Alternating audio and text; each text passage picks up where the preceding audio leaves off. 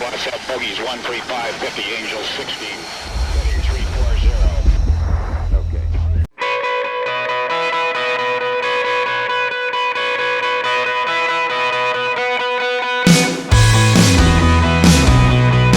Militer Rusia meluncurkan serangkaian latihan cepat di timur jauh negara itu yang mengarah ke spekulasi bahwa pasukan dapat dipersiapkan untuk bergerak ke barat, lebih dekat dengan Ukraina di mana Moskow terus mengumpulkan pasukan dan peralatannya. Manuver militer di timur jauh Rusia ini terjadi setelah pembicaraan antara pejabat Rusia dan Barat berakhir dengan jalan buntu. Pada saat yang sama, serangan cyber skala besar yang menargetkan situs web pemerintah Ukraina telah terjadi. Kementerian Pertahanan Rusia merilis rekaman latihan kilat di distrik militer timur, termasuk kendaraan lapis baja dan peralatan militer lainnya yang dimuat ke kereta api. Kantor berita RIA Novosti melaporkan beberapa formasi dan unit sedang dipindahkan ke tempat pelatihan yang asing pada jarak yang cukup jauh dari titik penempatan permanen mereka. Meski tujuan akhir dari peralatan ini tidak jelas, ada kekhawatiran peralatan ini kemungkinan diangkut lebih dekat ke perbatasan dengan Ukraina, atau jika tidak, ini adalah elemen yang dipindahkan sebagai taktik pengalian untuk menutupi perkembangan lain di wilayah perbatasan barat. Apapun tujuan akhir dari gerakan-gerakan di timur jauh ini, tampak jelas bahwa Moskow saat ini tidak mengambil tindakan untuk mengurangi tingkat ketegangan dengan Amerika dan sekutu NATO. Ketegangan berkembang setelah pembangunan militer Rusia yang terus berlanjut di dekat perbatasan Ukraina. Sebanyak 100.000 tentara diperkirakan telah dikumpulkan dengan kira-kira 2/3 diperkirakan telah dikerahkan dari tempat lain.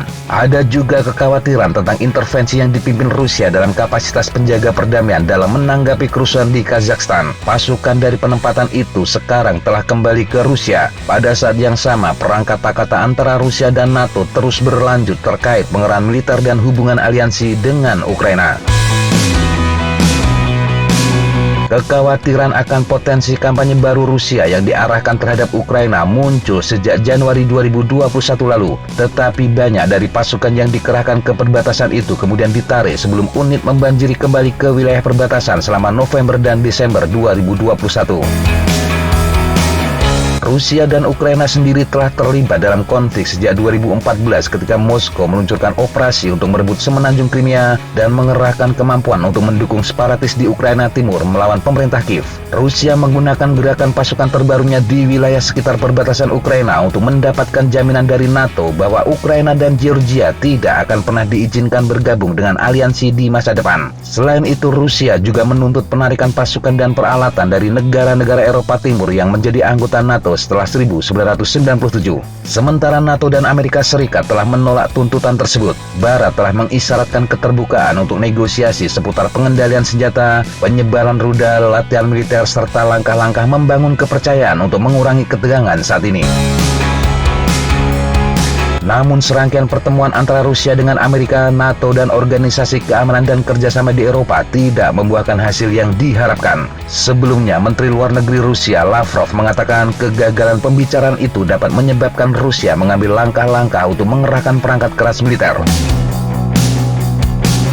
Ketika pembicaraan berakhir tidak produktif, Duta Besar Rusia untuk Organisasi Keamanan dan Kerjasama di Eropa, Alexander Lukashevich, menggambarkan hasilnya sangat mengecewakan. Dia memperingatkan kemungkinan konsekuensi bencana jika kedua belah pihak tidak dapat menyepakati apa yang digambarkan Rusia sebagai garis merah keamanan. Sedangkan Duta Besar Amerika untuk Organisasi Keamanan dan Kerjasama di Eropa, Michael Carpenter, mengatakan tabrakan perang terdengar keras. Penasihat Keamanan Nasional Gedung Putih, Jake Sullivan, juga mengatakan ancaman intervensi militer tinggi meski belum ada waktu pastinya. Amerika juga terus berkonsultasi dengan sekutu dan mitra terkait masalah ini. Dalam beberapa jam setelah pembicaraan berakhir, infrastruktur digital milik pemerintah Ukraina dihantam oleh serangan cyber. Sebuah pesan yang diunggah oleh peretas di situs web Kementerian Luar Negeri Ukraina menyatakan, Ukraina, semua data pribadi Anda telah diunggah ke jaringan publik. Semua data di komputer telah hancur dan tidak mungkin untuk mengembalikannya. Pesan itu ditulis dalam bahasa Ukraina, Rusia, dan Polandia, serta juga menunjukkan bendera dan peta Ukraina yang dicoret. Sekitar 70 situs milik pemerintah telah menjadi korban peretasan.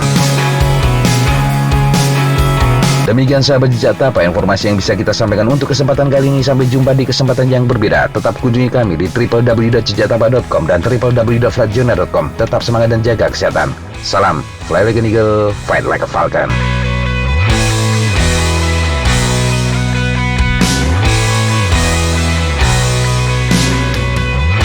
Looks like that's all I'm going to take today. Okay, sir. Thanks for coming. Have a good flight. Hey, thank you guys. Appreciate it.